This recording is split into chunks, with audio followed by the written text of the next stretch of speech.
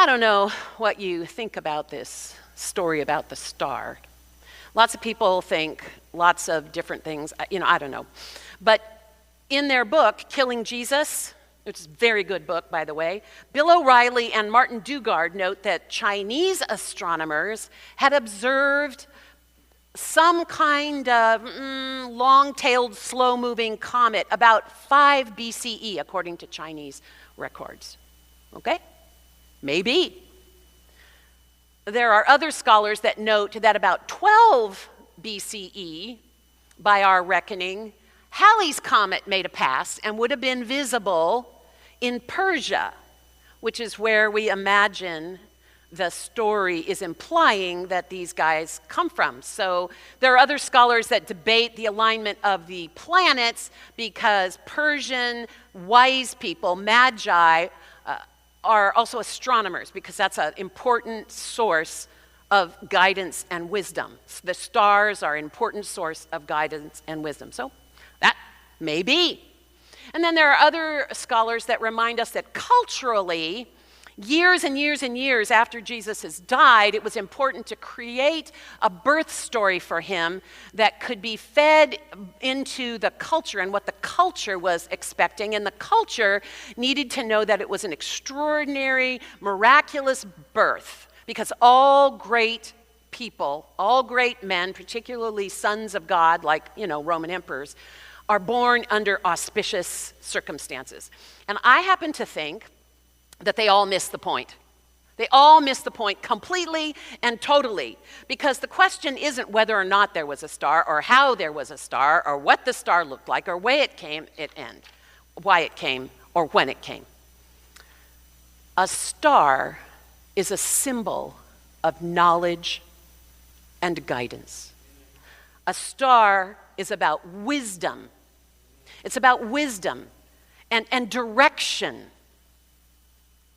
God controls the stars, and everybody can see a star. You don't have to be part of the elite. You don't need a telescope. You can see a star. Nowadays, you kind of have to go out to the desert to see very many of them, but even in our light-saturated life right here in Fullerton, most nights you can go out and see a star.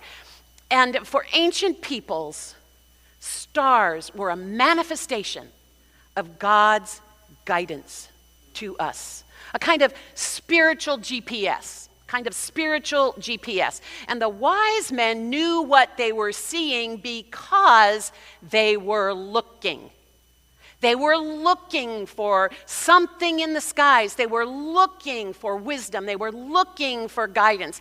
And because they had studied so diligently about what to look for, this is called a spiritual practice, recognizing the appearance of God when God shows up. They recognized what they were seeing. Now, they would not have known it, but Isaiah had been talking about this for a couple of hundred years. The Judeans, the Israelites, had known about this kind of thing for quite a long time. And the prophet Isaiah, and this is really crisp, staccato, very poetic passage that I read to you today, challenges the people of Israel to move out of their darkness, to recognize the coming light. Darkness shall cover the earth, and darkness over all the people. Now, thick darkness, both as a reality and as a metaphor, is not new to the people of God. They've heard about it in Exodus and Deuteronomy. They've heard about it in 2 Samuel. They've heard about it in 1 Kings. And Isaiah reminds them that God knows what we experience every day. And the darkness can get thick. The darkness can get heavy. The darkness can seem never to lift. It can seem like there is no daylight at the end of the tunnel. And there is no moonlight to guide us around the shadows. All there is a star. But a star is enough. Perhaps not enough to see clearly, but surely enough to sustain hope. Surely enough to sustain hope. Your light has come, Isaiah says. Even now, the light is shining into your darkness. The darkness hasn't finished lifting. The darkness may never be completely gone, but there is a light shining in your darkness. You know, on Christmas Eve, we symbolically cut the darkness with the piercing light of a single candle, and we lit it from the Christ candle. And then the light spread, just the way I shared with the children. And on Good Friday, when we worship on Good Friday, this candle is carried out, and there is pure darkness for a while. And then we bring it back in, and it has never gone out. It was just out of our sight, and then we bring it back in. What a deep, rich metaphor. It only takes the littlest bit of light. And even when it seems like the light is gone, it's not. It's just out of the room. It's just out of the room. So why this story? What are we being invited to look for, and what do we see? And you know, you don't really have to argue about what's true, what's not true, all of that stuff, because the story is good any way you look at it. The story is good. It's an important story. Somebody decided this story should be included. It's not the only story about Jesus' early years. There's some pretty interesting stuff out there, but this one was kept. In the scriptures that lead up to Christmas, we meet Zechariah and Elizabeth, and they are old school Judeans. Zechariah is even a priest. We learn about Mary and Joseph, who are typical Judeans living under oppression, struggling to make ends meet.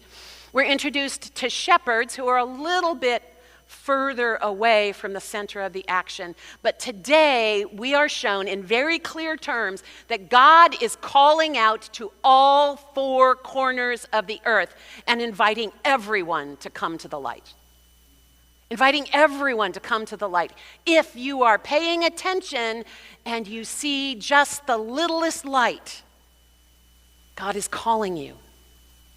And this distance that the Magi have come is both metaphorical and literal. They're foreigners, not us. They come from a faraway place geographically. They come from a very far place culturally. They do not share very much culture with the Judeans. So why would they be interested in the King of the Jews? What on earth could the King of the Jews have to do with them? What is it they see? What are they looking for? What do they see that we don't? What do you see when you walk around? If you have ever been pregnant or been married to someone who was pregnant or lived with someone who was pregnant, you may remember that it seemed like there was a baby boom. I mean, I can remember my first pregnancy. Everywhere I went, pregnant women all over the place. I thought, good grief, everybody had the same idea as me this year? But the real boom wasn't in how many women were pregnant, it was what I was seeing.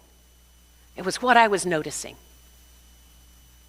And if you've ever known a family, a couple, or a woman who wanted to have children and were unable for any reason, they also notice pregnant women. And they have a particular reaction to that as well. What do we see when we walk around? Do we see people who we would really like to scold for their bad behavior? Okay, it's just me. Also, I stopped carrying around a little Sharpie marker to correct all the people who put apostrophes on plural pronouns or apostrophes in, never mind. Do you see people that you know you aren't going to like because they have tattoos or a red ball cap or a bumper sticker that's different than your belief? Do we see the great sweep of humanity and sometimes feel our heart just carried away with love? What is the story of the Magi teaching us? Arise, shine, says Isaiah. This is not an invitation, it's a command. It's in the imperative tense, and I could explain more of that to you, but I won't. You're welcome. The light has not come to rescue just a chosen few. The light has come so that all will be drawn out of darkness. All will be drawn toward the light. However far they may be, they are being instructed, arise, shine. It's a command, but it's also kind of an encouraging command. Arise, shine, your light has come. Not the light.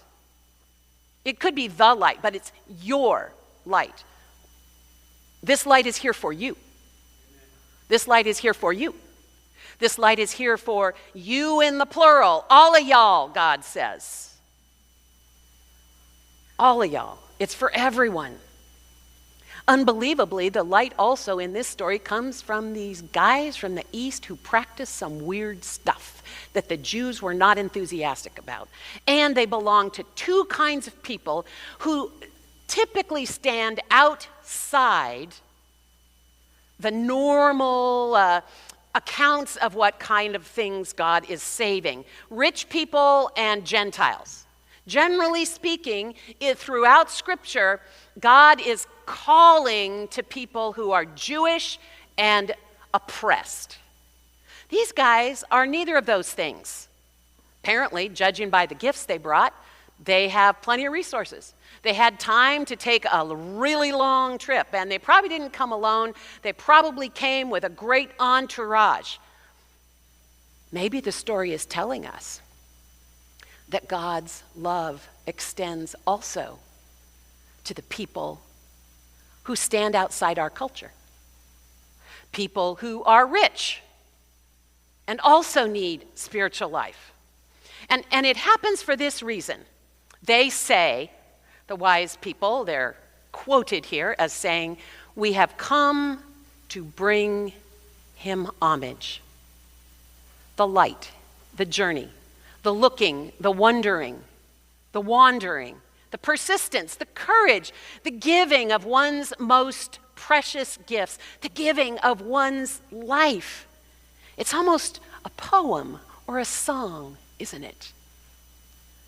What would you give 2 years of your life to?